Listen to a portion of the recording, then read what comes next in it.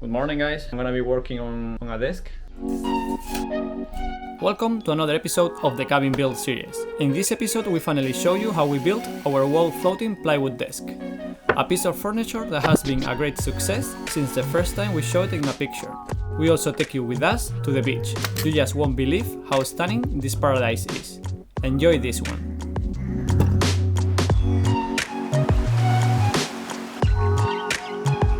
I'm Eugenia and this is Pepe, Aspect and Lolita.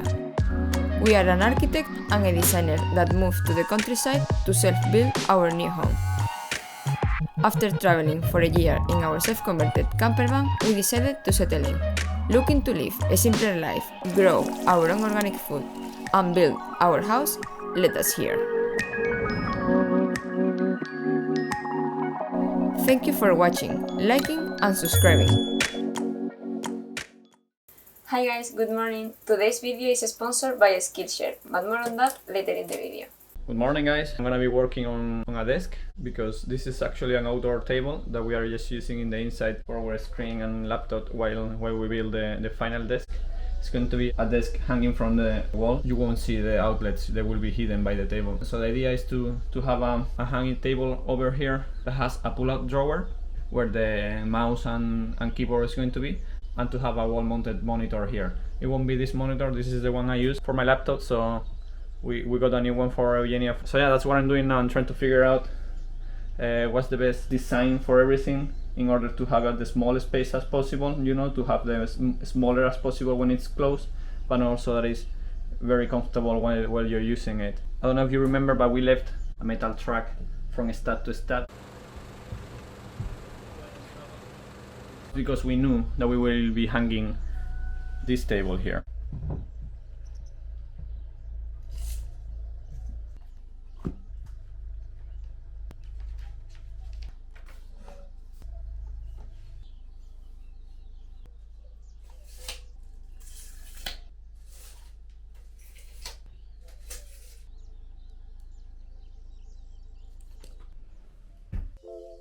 So we just took the dimensions and we drew everything up. Once we got all the dimensions that we needed, we went ahead and made the desk on 3D. We have the whole 3D here of the house, as you can see. That way we can see if it looks proportionate compared to the actual house. From what we can see here, it's looking a little bit chubby. We want to make it a little bit thinner and slim, so that way it looks more sleek. That dimensions are taken because we want everything to fit inside. So once we close the pull-out drawer, everything is inside, like the hard drives, all the outlets. So that's why the height it is how it is right now.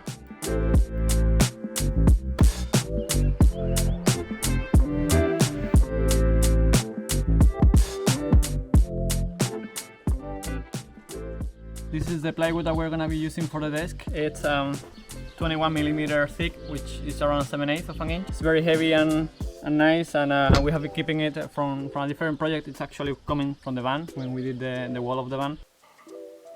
It's kind of thick for this machine to cut, but I have done it already, so I cut first with the guide and then without the guide all the way through.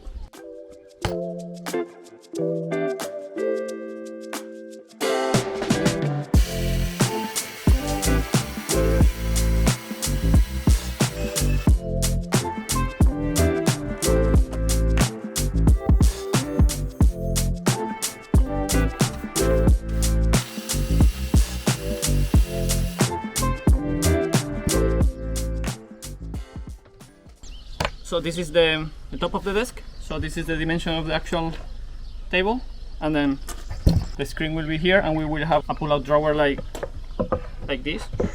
I will have the keyboard and the mouse, so we can actually work comfortably from far away from the screen because the screen is going to be a big one. And at the same time, when we finish, we just close the drawer, and it doesn't use too much space. Anyhow, this space is waste in the house because we have the fireplace here, which is up to here pretty much. It's just air space that we have there for us to move around. I'm very happy with the dimension of the table. It's gonna be a proper desk.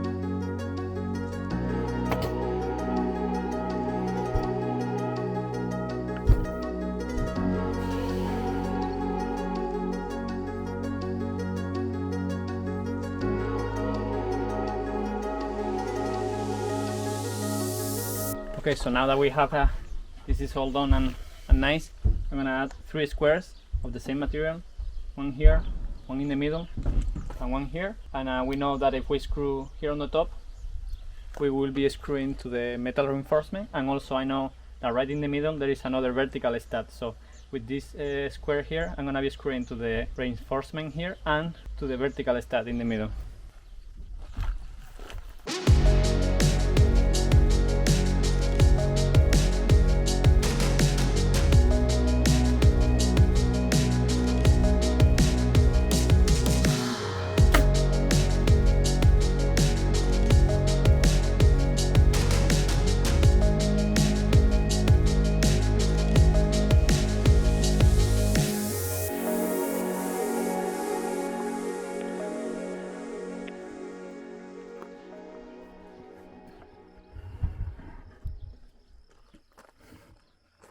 This is how the desk is looking. This is the front side, and then in the back I attached these 3 reinforcements. It will be used to screw to the wall and the structure behind. I already covered the holes of the nails. We need to give it a sand again. Now I'm gonna make the pull-out drawer here. That is actually the desk where we will put the keyboard and the mouse. This is the drawer slide. Same concept that the one that we made for the kitchen. The tabletop is gonna go all the way to the end, and this is gonna go a little lower, and it's gonna be screwed to a couple of side pieces that are gonna be underneath the tabletop.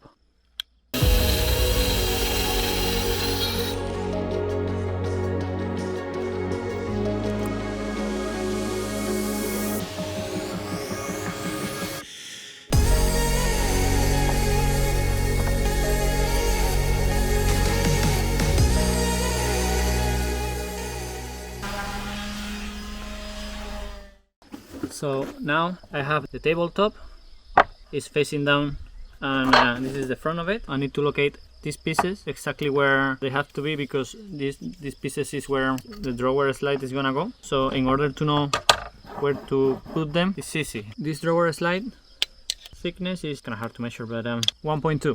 All right, this tabletop that goes in here, I know this needs to go 1.2. I cut the tabletop that goes in here 3 millimeters smaller than the actual opening, so it's 1.5 millimeters smaller on each side. I will need to go 12 millimeters, which is the thickness of this, minus 1.5, 10 millimeters and a half. So I go here and say 10 millimeters and a half, and I draw a line, and that's where this piece needs to sit.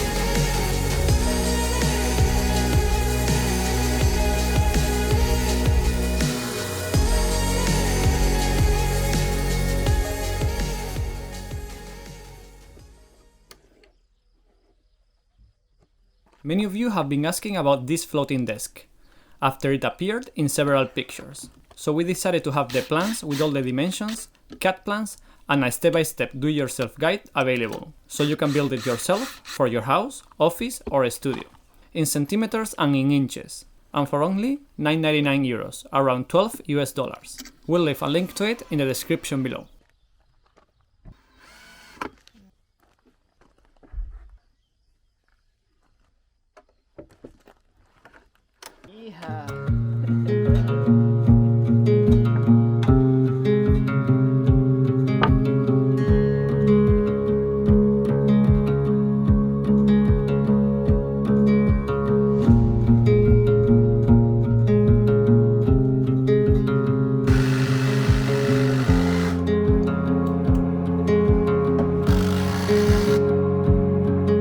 So we just put the first 3 screws, put them on this horizontal reinforcement that we put inside the wall, and now we know that here in the center there is a vertical stud. I'm gonna put 3 screws, 1, 2, 3 in that vertical, and then add a couple more on the horizontal, and that should be good enough for this, hopefully.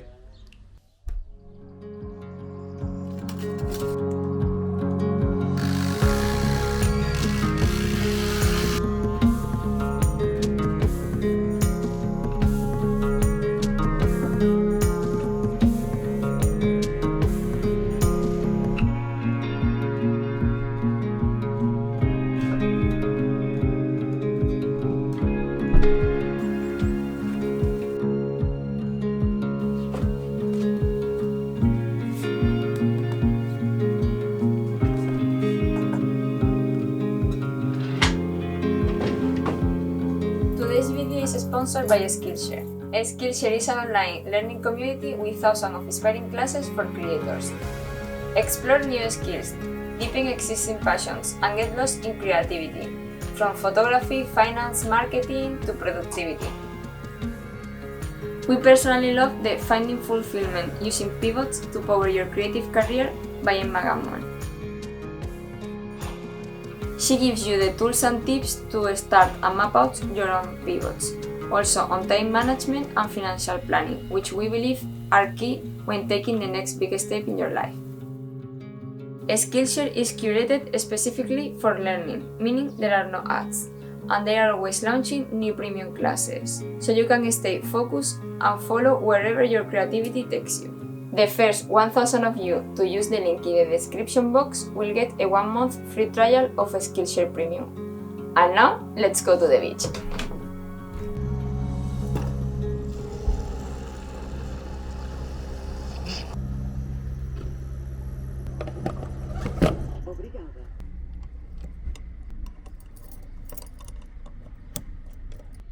We decided to go to the beach today.